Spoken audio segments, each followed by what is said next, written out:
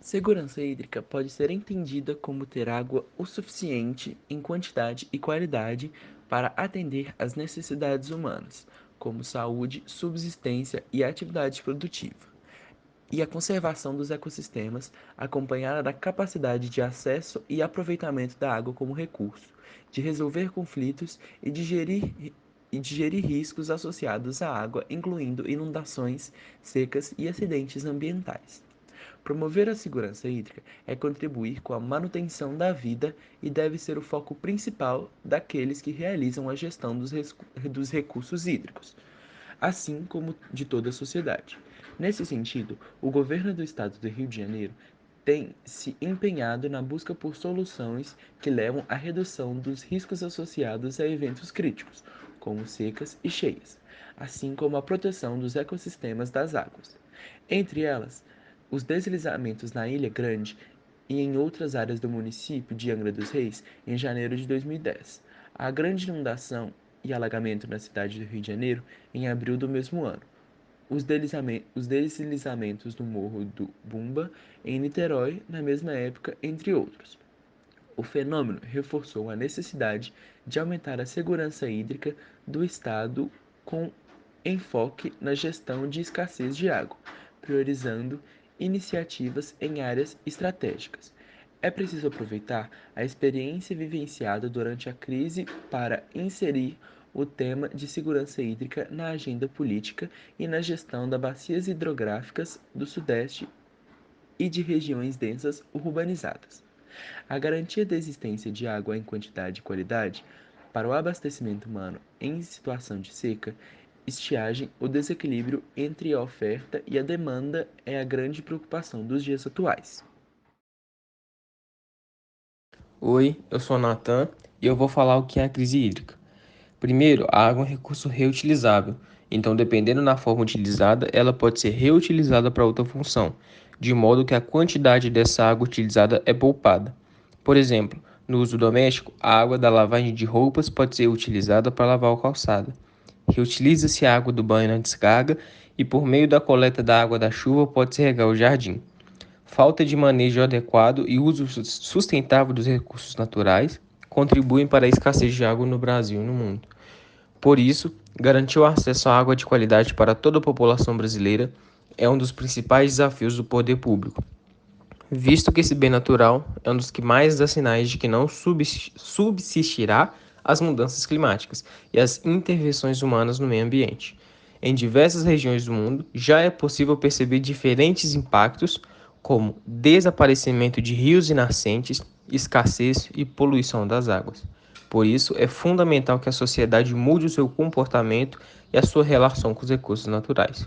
Entretanto, a crise não é sobre ter pouca água para satisfazer nossas necessidades. É uma crise de gerenciamento que afeta a vida de bilhões de pessoas e do meio ambiente de formas terríveis. Isso significa que a solução para a crise hídrica não é ter mais água, mas gerenciarmos melhor o uso desse recurso. Por que a água doce e potável está acabando? 71% da superfície terrestre é coberta por água. Destes, cerca de 97% estão nos oceanos. Os menos de 3% de água doce disponível estão distribuídos, em sua maioria, na forma de geleiras e calotas polares, 68,9%, e somente 29,7% estão em aquíferos, incluindo rios e lagos. A maior concentração de água doce é subterrânea. Os ínfimos 1,4 restantes estão nas nuvens e vapores d'água. Desde a década de 1970 se discute, em nível internacional multilateral, a questão do esgotamento e da exploração insustentável das reservas de água do planeta. A partir dos anos 1990, o problema se agrava, com a crescente privatização e mercantilização dos recursos hídricos. A água, juntamente com a exploração mineral, o desmatamento e a disputa por terras, já é motivo de conflito em vários países. O Brasil, apesar de ser privilegiado, já que possui cerca de 12% da água doce superficial do planeta, não passa imune à crise hídrica. Apesar de abundante, a Amazônia é a maior bacia fluvial do mundo e detém 70% da água doce do país. Nosso potencial hídrico é mal distribuído. Apenas 30% desse recurso atende aos 93% da população e, nas capitais com maior concentração populacional, sua oferta não atende à demanda. A Agência Nacional de Águas, ANA, diagnosticou, em seu último Atlas Brasil de 2013, que 55% dos municípios brasileiros, 70% do consumo total de água no país, poderiam ter problemas de abastecimento de água até 2015. Esse percentual representa 71% da população urbana, 125 milhões de pessoas. Mas, quando há abundância, a preocupação com o desperdício parece se esvair.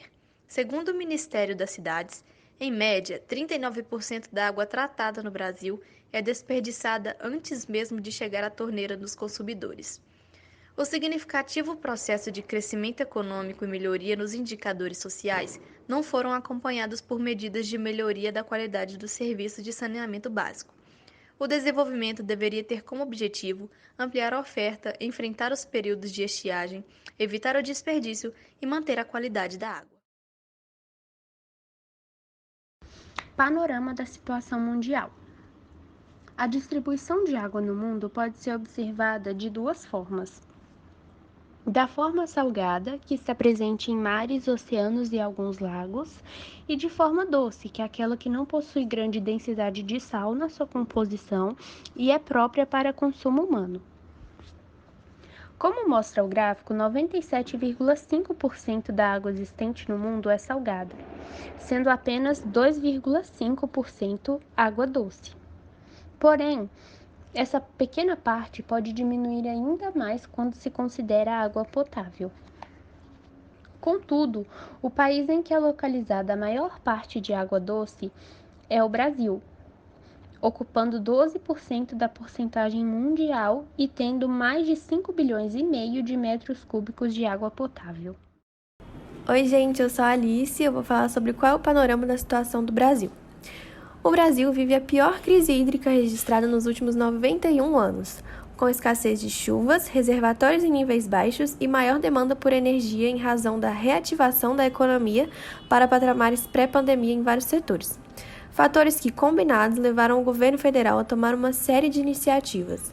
O Brasil perdeu nos últimos 30 anos 15,7% de sua superfície de água, o que representa 3,1 milhões de hectares. Em 1991, a área hídrica nacional era de quase 20 milhões de hectares. Em 2020, essa área caiu para 16,6 milhões. É uma redução equivalente a 1,5 vezes em toda a região do Nordeste. O coordenador do MAP Biomas Água, Carlos Souza Júnior, explica que o resultado do estudo é preocupante porque a tendência de redução de água no país, a partir dos dados dos satélites, é inquestionável.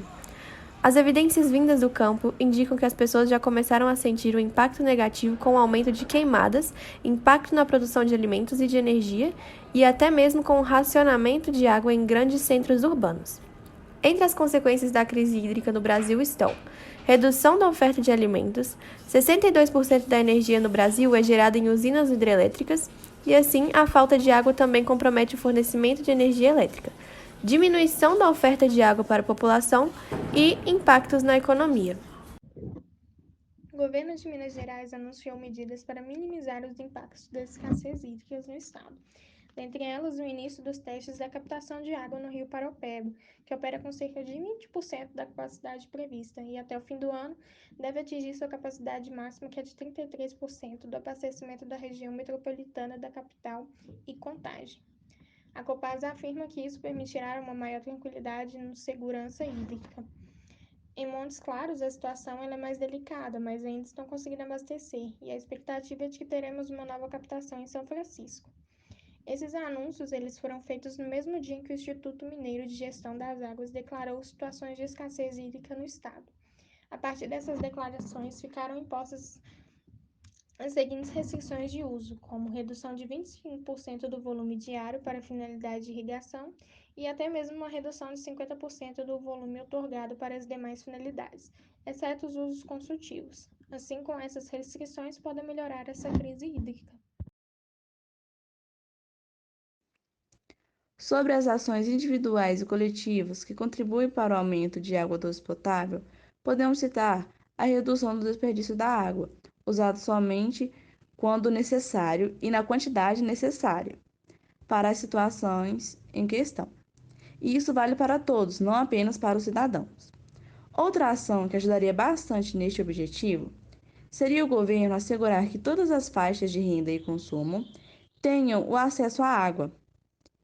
E também deve-se tomar cuidado com os cortes e racionamentos da água, pois, ao diminuir as pressões da água, a presença de buracos nos encanamentos podem acabar causando contaminações nas águas que chegam às nossas casas. E, além disso, é sempre bom avisar com antecedência os locais e horários onde pode haver a falta de água, para que a população se prepare para este momento. Devemos lembrar que há vários projetos que buscam melhorar essas situações, mas muitos deles foram feitos somente nos momentos de crise e ficaram apenas no papel, não chegaram a ser desenvolvidos. E uma boa ação seria colocá-los em prática. E também podemos desenvolver novos projetos para poder ajudar nessas situações. Um desses projetos poderia ser, por exemplo, para reduzir a perda da água e pôr fim aos seus desvios irregulares. Outro fator que pode ajudar bastante é o reflorestamento, e essa é uma ação simples de fazer e também de grande importância, mas muitas vezes acabamos esquecendo dela. E junto do reflorestamento, podemos citar também o tratamento do esgoto e a limpeza dos rios, que estão todos relacionados uns aos outros e procuram fazer o melhor para preservar o meio ambiente. Agora, tem também uma preocupação com o aquecimento global, que vem trazendo períodos de secas e chuvas mais longos e não estamos preparados para enfrentá-los. Por isso, com o apoio do governo, devemos planejar formas de passar por esses períodos que aumentam a cada ano, de forma que não nos prejudique. Principalmente, pois a tendência desses problemas é apenas aumentar cada vez mais. Proposta de aplicação de uma ou mais de uma dessas soluções no ambiente pessoal, familiar e social. Diversos especialistas defendem o investimento em novas fontes de energia como uma maneira eficaz de passar pela crise hídrica atual e evitar outras situações como essa futuramente. A energia solar é uma das baratas formas de geração de energia elétrica e vem crescendo de forma promissora nos últimos anos. É preciso considerar que o sol é uma fonte de energia renovável, limpa e sustentável, contribuindo para a preservação do meio ambiente e melhor qualidade de vida para a população.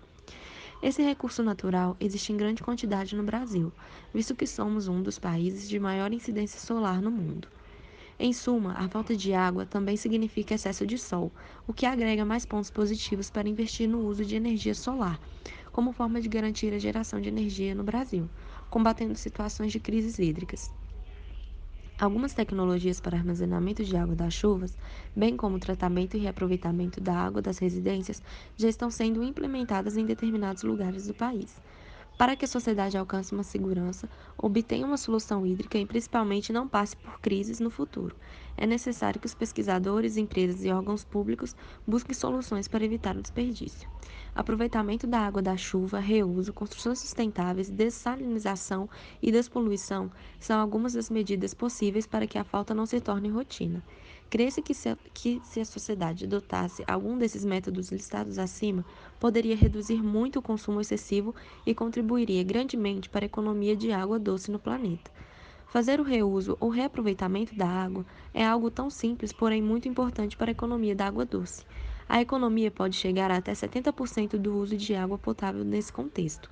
Uma atitude muito simples, porém muito importante, seria a conscientização de nós mesmos e de nossos familiares.